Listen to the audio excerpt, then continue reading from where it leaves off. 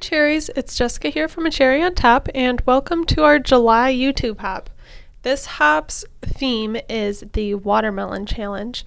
That means you can use any of these watermelon colors. In this project I'm making, I'm actually painting watermelons on my background.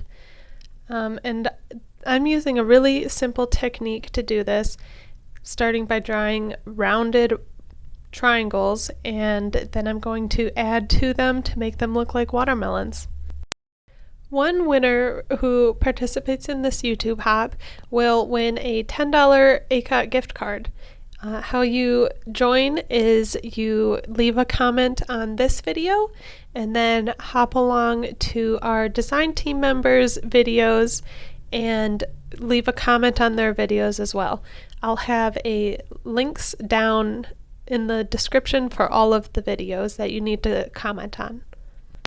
I started out with a 12 by 12 watercolor paper from Prima.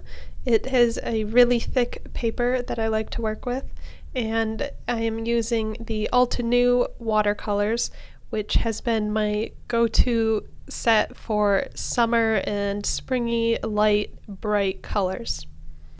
I want these triangle watermelon shapes to be a little splotchy. I don't want them perfectly even because that's how watermelons are. They're not perfectly all one shade, and I really liked that more watercolory look, and so that's what I'm going for.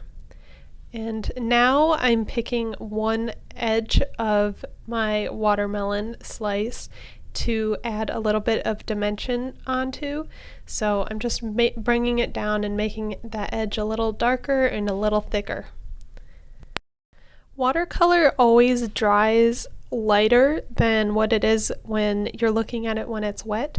So a lot of times you have to add a few more layers of watercolor and really build up the color and the dimension. Now I'm adding the watermelon seeds just by lightly tapping my brush onto it, and my watermelon underneath is still a little bit wet, so it's kind of absorbing into it. This is a really loose looking watermelon, so I'm not super worried about if the lines are super crisp or if it looks perfect. It's more just the overall look of it.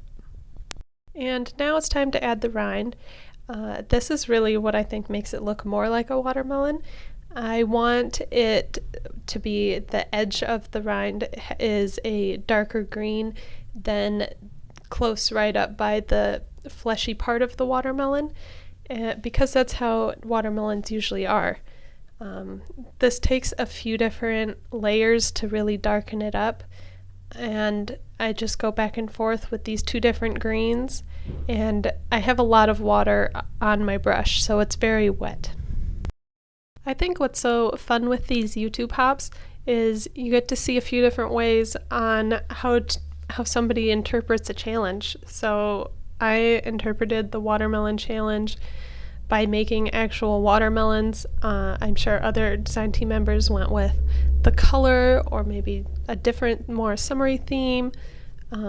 But then we also kind of challenge you to follow along with this challenge. I think this is a really fun one and very summery, and yeah, follow along and make your own watermelon challenge and tag us in it when you post it, because we would love to see it. When I think of watermelon, I think of going to my grandmother's for 4th of July, where we'd go see the fireworks and then we'd come back to her house and eat some watermelon. So that's really what I was thinking of when making this, and that also goes along with my photo. I always like to have splatters in the background. I think it just adds a lot to a piece. It looks a little more spontaneous, and I think with the watermelon specifically, I added some bigger puddles so it would look like some watermelon drips. And now, because I was saying the watercolor might need a couple layers to look nice and bright, I'm just adding a little bit more color onto it. And then you can actually see me sprinkling a little salt on it.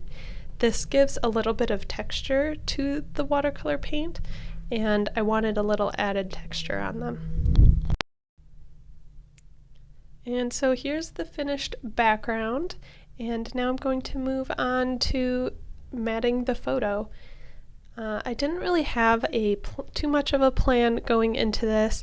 I knew I wanted to use the new summer collection from Cartabella because I know there's a bit of watermelons in that collection, and I just love the overall summery colors in there.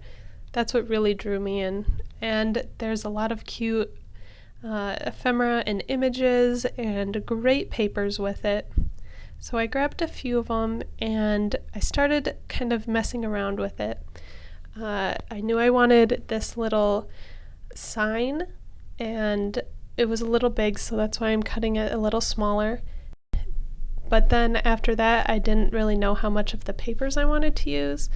I show me just playing around for a while and ripping things off, and I wasn't really liking how it was turning out, and I thought I was covering too much of my watermelon background. So you'll see I end up taking all of that off and going with a more simple looking background. And I actually like the more simple version a lot better. Now I am doing some hand lettering. I'm still sort of a beginner with hand lettering, and now looking on this I would have done it a little bit different, but I think it's fun to play with, and I liked the look of the black pen on top of the watermelon. For the smaller letters I used a Furunosuke pen, and then for the larger word I used a Tombow dual brush marker.